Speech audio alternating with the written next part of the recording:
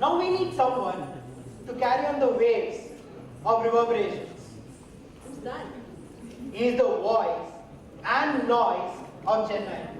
I got it. A passionate Toastmaster from 2006, he is known to talk and walk his words. He was also conference chair at Ovations 2013, the annual conference of District 82. Entrepreneur by profession, Chief of Operations, Sarash Groups. Second highest ranking officer of District 82. Ladies and gentlemen, put your hands together for the Lieutenant Governor, Education and Training, Distinguished Toastmaster, Sasaram Ravindran.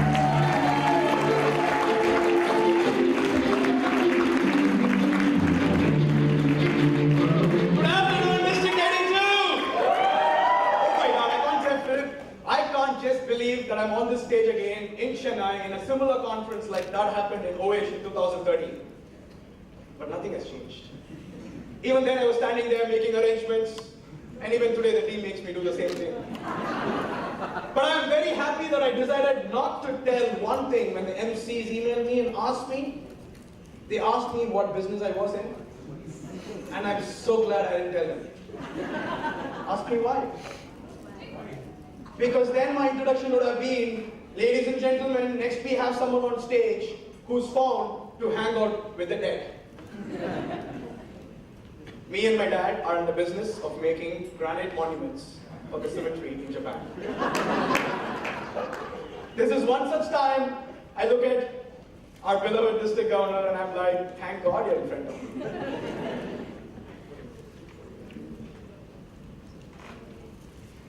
Before I came here this morning, I asked myself, do we have to do this one more time? I asked myself, do I have to do this one more time? Being in the district executive council myself, we are invited often to division conferences, events, and more than once in a month we are asked to send out an article for a club, area, division, or a district's newsletter.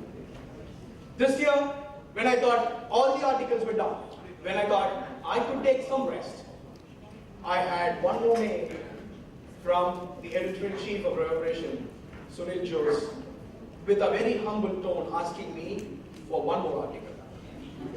And I asked myself, do I have to do this one more time? Every time I ask this question to myself, I do not know what runs in my mind. But I smiled, I replied to him saying, why not? There was a famous band that was performing once in Chennai. As soon as they were finishing, they saved the best for the last and came out with a very nice song, a famous composition. And like you guessed it, when they were done, the crowd shouted, once more. Just like how I felt when Sunil Jose contacted me, probably the band felt intended.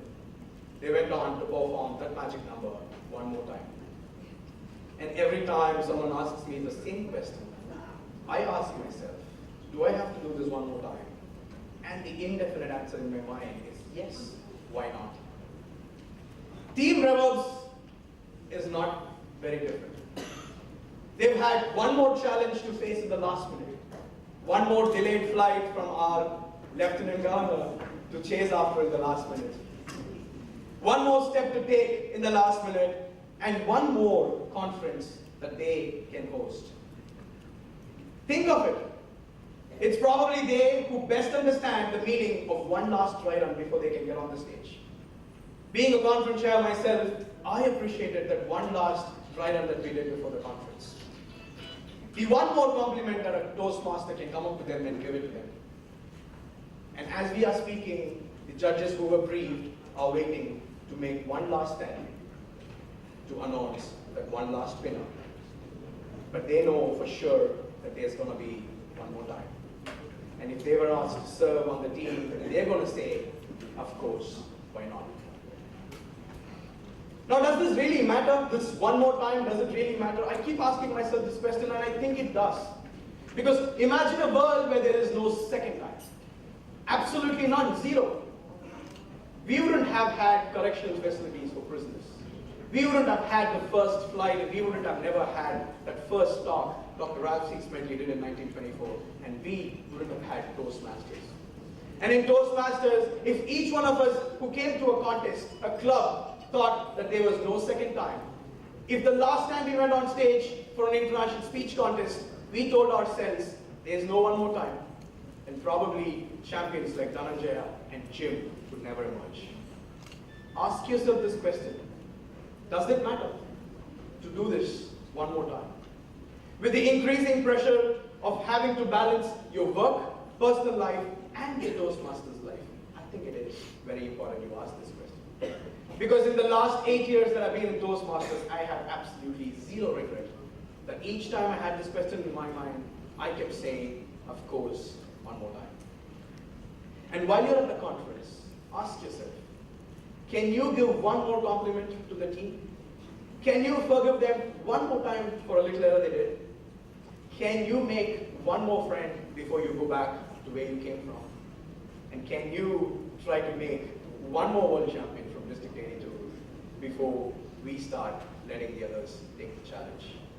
Ask yourself, Toastmasters, why not one more time? And anytime someone comes up to you and asks, can you do this one more time? Be sure to tell them, of course you will. Thank you.